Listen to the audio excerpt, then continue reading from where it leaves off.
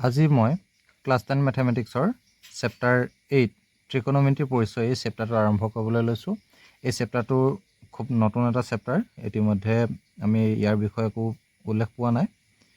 এই চেপ্টাৰটোনো কি তাৰ বিষয়ে ভালদৰে আজি আলোচনা কৰোঁ। ত্ৰিকোণমিতি মানে হৈছে তিনিটা কোণৰ জোখমাখ। এতিয়া আমি তিনিটা কোণ ক'ত পাওঁ? ত্ৰিভুজত পাওঁ। ত্ৰিভুজত থকা মানে কোণৰ কিছুমান জোখমাখৰ বিষয়ে আমি আলোচনা কৰিম। এয়াই হৈছে ত্ৰিকোণমিতি। ত্ৰিকোণমিতিৰ বিশেষভাৱে আমি এটা সমকোণী ত্ৰিভুজ ল'ব লাগিব। ইয়াত এটা মই সমকোণী ত্ৰিভুজ আঁকি লৈছোঁ, এইটো সমকোণ বুলি লোৱা হৈছে। আৰু এই বাকী যি দুটা কোণ থাকিব তাৰে যিকোনো এটাক আমি নিৰ্দিষ্ট কোণ হিচাপে ল'ম, তাকে আমি থিতা বুলি কৈছোঁ। ইয়াৰ নাম দি লৈছোঁ থিতা বুলি। এতিয়া ত্ৰিকোণমিতিৰ পৰিচয় পঢ়িবলৈ হ'লে আমি কেইটামান অনুপাত পাওঁ, আৰু সেই অনুপাতকেইটাৰ কাৰণে আমি এইবোৰ জানিব লাগিব। এইটো হৈ গ'ল সমকোণ, তাৰে এইটোক আমি নিৰ্দিষ্ট কোণ হিচাপে লৈছোঁ। আমি জানো যে সমকোণী ত্ৰিভুজৰ ক্ষেত্ৰত সমকোণৰ বিপৰীত দিশত থকাডালক অতিভুজ বুলি কোৱা হয়, বা ইয়াক আমি কৰ্ণ বুলিও ক'ব পাৰোঁ। কৰ্ণক ইংলিছত হাইপটেনিয়াছ বুলি কোৱা হয়, ইয়াক এইচ আখৰে সূচোৱা হ'ব। তললৈ থকা এডালক কোৱা হ'ব ভূমি বুলি, অৰ্থাৎ বেছ বি, আৰু এডাল হৈছে লম্ব মানে পাৰপেণ্ডিকুলাৰ, অৰ্থাৎ পি আখৰে সূচোৱা হ'ব। এতিয়া এই যে পি বি এইচ এইকেইটা পাইছোঁ, মানে লম্ব, কৰ্ণ, ভূমি, এইফালে সমকোণ আৰু এইফালে থিতা, ইহঁতৰ কিছুমান অনুপাত আছে। অৰ্থাৎ ত্ৰিকোণমিতিত 6টা বিশেষভাৱে অনুপাত আছে। তাৰে প্ৰথমটো হৈছে চাইন থিতা। অৰ্থাৎ চাইন হৈছে এটা অনুপাত আৰু তাৰ লগত এই থিতাটো লোৱা হৈছে। অৰ্থাৎ এই থিতা অনুসৰি মানে চাইন নামৰ যিটো অনুপাত হ'ব সেইটো কি হ'ব এই বিষয়ে আমি ক'ম বাৰু। চাইন, তাৰপিছতে আছে কছ থিতা, টেন থিতা। প্ৰথম আমি তিনিটা জানিলেই হ'ল, এই তিনিটাৰ পৰা বাকী তিনিটা উলিয়াব পৰা যায়। চাইন থিতা, চাইন থিতাৰ মান হৈছে পি বাই এইচ। কেনেদৰে মুখস্থ কৰা নিজৰ কথা, পি বাই এইচ বুলি ক'ব পাৰি, নাইবা পি মানে কি আছিলে? লম্ব,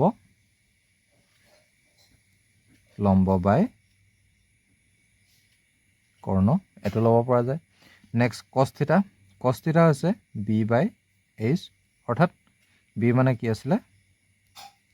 ভূমি বাই কৰ্ণ, আৰু টেন থিতা হৈছে পি বাই বি, অৰ্থাৎ লম্ব বাই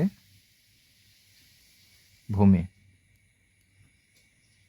এইটো নিশ্চয় গম পোৱা গ'ল। চাইন, কছ, টেন এইকেইটা আমি শিকিলোঁ। এতিয়া চাইন কছ টেনৰ পিছত বাকী তিনিটা আছে। প্ৰথমটো আছে কচেক থিতা। এই যে কচেক থিতা, কচেক থিতাটো চাইনৰ প্ৰতিক্ৰম হয়। অৰ্থাৎ ইয়াত যদি পি বাই এইচ, তেতিয়াহ'লে ইয়াত কি হ'ব? এইচ বাই পি, এনেকুৱা ধৰণৰ হ'ব। তাক অসমীয়াত কি হ'ব? এইফালে কৰ্ণ বাই লম্ব হ'ব। তাৰপিছত আছে চেক থিতা। চেক থিতাটো কছৰ প্ৰতিক্ৰম হয়। কছৰ প্ৰতিক্ৰম মানে ইয়াত কি হৈ যাব?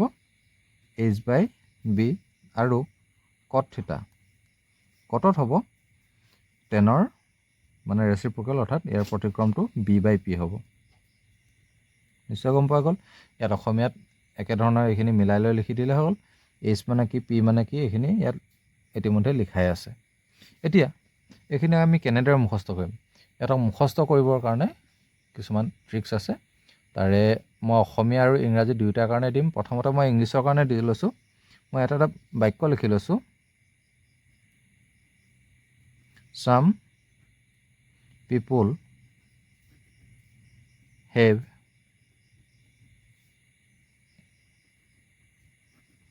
curly brown hair, আৰু লাষ্টত দিছোঁ turns permanently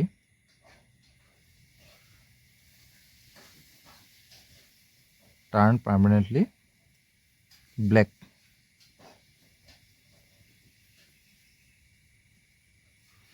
ফাৰ্ষ্ট যিটো বাক্য, এই বাক্যটোৱে কৈছে যে চাম পিপুল হেভ, অৰ্থাৎ এই চাম পিপুল হেভ অৰ্থাৎ এই যে চাইন থিতাটো লিখা আছিলে, চাইনত কি আছিলে? পি বাই এইচ, এছ পি এইচ এই কথাকেইটা তাৰ পৰা আহিছে।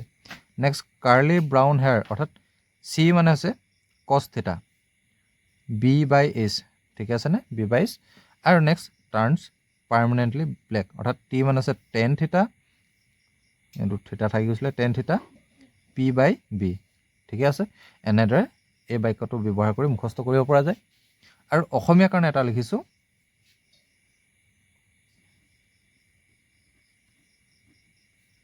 চালকক ভোকতে লভো এনেকুৱা ধৰণৰ এটা বাক্য ল'ব পাৰি এই বাক্যকেইটা আমি তিনিটা আখৰ আমি ভাগ কৰি দিছোঁ প্ৰথম আছে চালক অৰ্থাৎ চা মানে হৈছে চাইন লম্ব বাই কৰ্ণ চাইন মানে হৈছে লম্ব বাই কৰ্ণ তাৰপিছত ক ভূ ক মানে কচ মানে হৈছে ভূমি বাই কৰ্ণ তে ল ভূ অৰ্থাৎ টেন মানে হৈছে লম্ব বাই ভূমি এনেদৰে মুখস্থ কৰিব পাৰি যিটো উজু হয় সেইটোৱে ল'ব লাগে